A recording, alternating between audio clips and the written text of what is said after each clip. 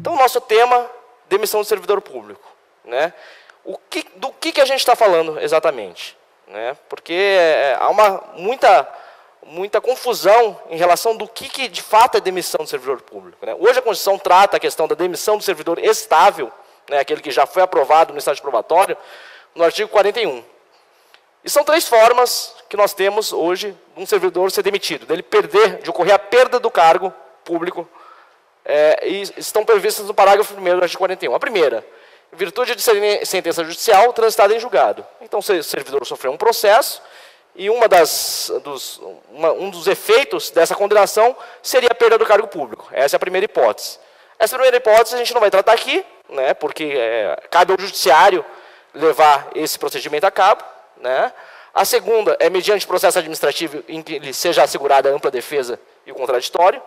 Né. Esse, então, é o tema da nossa aula. Né, o processo administrativo levado a cabo por cada uma dos órgãos, dos entes da administração, para apurar eventual ilícito administrativo, né, por parte do seu servidor. E a terceira é mediante procedimento de avaliação periódica de desempenho na forma de lei complementar assegurada na ampla defesa. Essa terceira hipótese ela é muito pouco utilizada hoje, né, porque ela depende de lei complementar. Né. Até onde eu sei, não existe ente que tenha regulamentado esse dispositivo. Né, porque, como ele depende de lei, eu não conheço nenhum órgão, nenhum município, nenhum estado que tenha isso regulamentado. Né. De qualquer forma, eu vou trazer para vocês aqui acho que muitos de vocês já devem estar sabendo, está tramitando esse projeto de lei número 116/2017. É um projeto que de lei complementar, de iniciativa do Senado, né, a autoria da senadora Maria do Carmo Alves, do Democratas do Sergipe, que pretende regulamentar esse dispositivo em âmbito nacional, ou seja, para os 3 entes da federação. Né? Ali, ó, na emenda vocês podem ver, dispõe sobre a avaliação periódica dos servidores públicos da União, estados e municípios, e sobre os casos de exoneração por insuficiência de desempenho.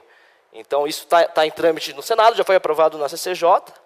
Né? Na verdade, a proposta que está sendo analisada é um substitutivo do senador Lazier Martins, do Rio Grande do Sul.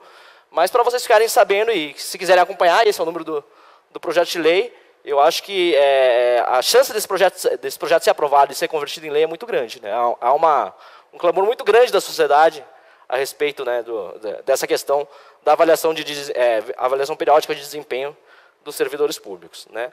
Então, voltando aqui, a gente também não vai tratar dessa matéria, até porque ela ainda não tem uma regulamentação, está ainda em trâmite a regulamentação. O que a gente vai tratar é o inciso 2º. Né? São estáveis após 3 anos, efetivo exercício dos servidores nomeados para o cargo de provimento efetivo em virtude de concurso público. O servidor público estável só perderá o cargo mediante, né, processo administrativo em que lhe seja assegurada ampla defesa. Aí vem a pergunta, né, o processo administrativo disciplinar, ele se aplica somente ao servidor estável, ou seja, efetivo, que passou em concurso? Não.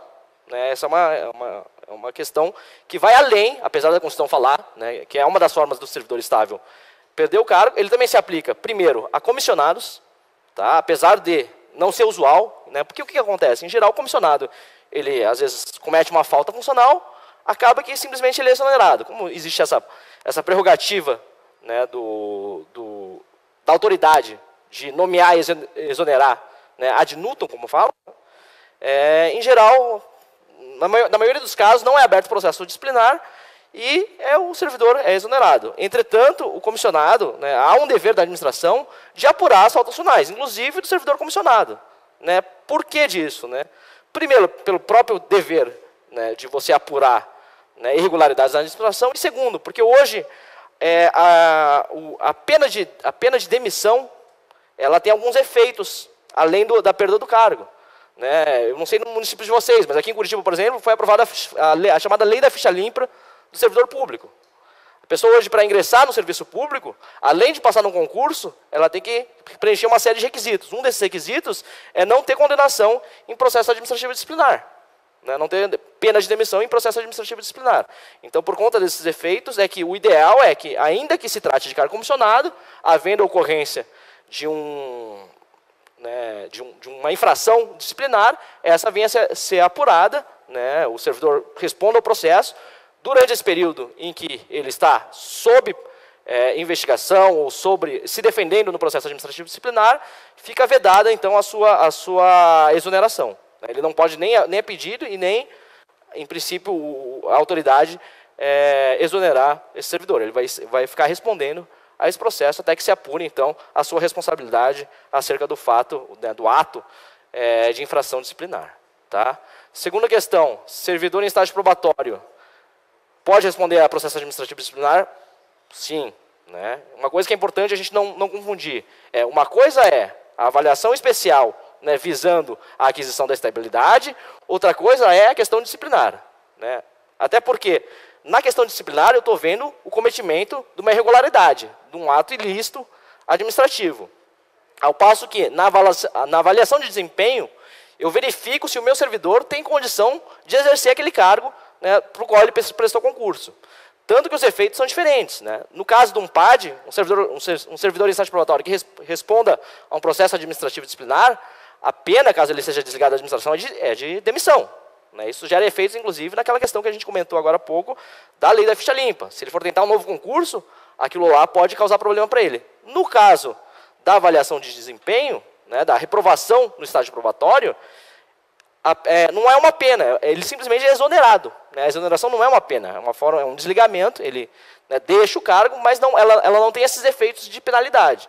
Então, se ele prestar concurso de novo e for aprovado, ele vai ser nomeado e vai exercer o seu cargo, né, vai novamente cumprir estágio probatório, né, isso sem problema nenhum. Então, é preciso, apesar de serem procedimentos ambos que visam o desligamento do servidor, eles têm efeitos diferentes, são procedimentos, inclusive, diferentes. Né? O objeto é diferente. Num, eu verifico o cometimento ou não de uma infração administrativa ou disciplinar, de cunho disciplinar. No outro, eu vejo se o meu servidor tem as competências necessárias para o exercício do cargo. Tá? Então, vamos lá.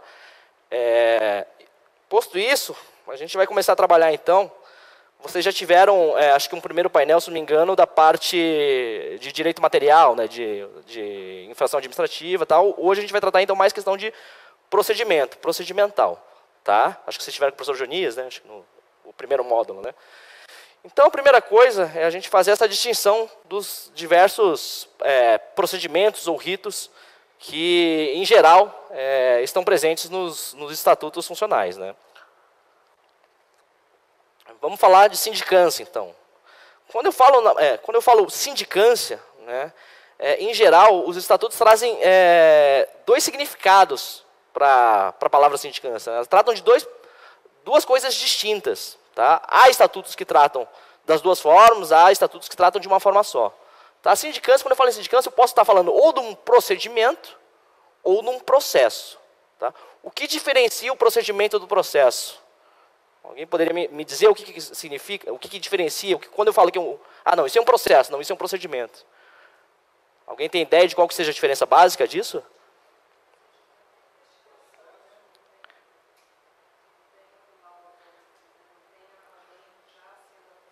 Uhum. Isso. Como a colega colocou, a distinção básica entre o que é processo e o que é procedimento é a ampla defesa e o contraditório. Né? Essa formulação, essa distinção entre processo e procedimento foi trazida pela primeira vez por um processualista italiano, o Fazzolari, em que ele diz que o processo é o procedimento em contraditório. Né? Então, todo processo é procedimento, mas nem todo procedimento é processo. Se eu tenho um procedimento que tem um contraditório, aí eu estou diante de um processo. E é exatamente isso, é essa a característica principal do processo que vai distinguir quando eu estou falando em sindicância do tipo procedimento e sindicância do tipo processo. Né? Então, vamos lá. Na sindicância procedimento, ela tem natureza inquisitória. Vocês vão ver também, alguns livros, alguns autores chamam isso de sindicância inquérito, sindicância inquisitória. Por quê? Porque ele, como a colega falou, é um procedimento de investigação. Né? Como é um procedimento de investigação, eu não preciso da contraditório pela defesa. Até porque muitas das coisas numa investigação eu preciso de sigilo. Então eu não posso abrir para a pessoa. Né? Digamos, eu estou lá com um suspeito lá de ter cometido determinado ato ilícito dentro da administração. Às vezes, se eu já abro o jogo de cara, né, ofereço a possibilidade dele ter acesso aos autos, ampla defesa e contraditório, eu acabo prejudicando a minha investigação. Né? Então, na sindicância de procedimento, em princípio, eu não vou ter o contraditório em ampla defesa, né, eu posso ou não ter o suspeito, eu posso abrir uma sindicância em que eu não tenha suspeito nenhum, até para averiguar a autoria, né, eu sei que ocorreu, que houve lá, em princípio, uma infração administrativa, mas eu ainda não sei ao certo quem que é o autor dessa infração.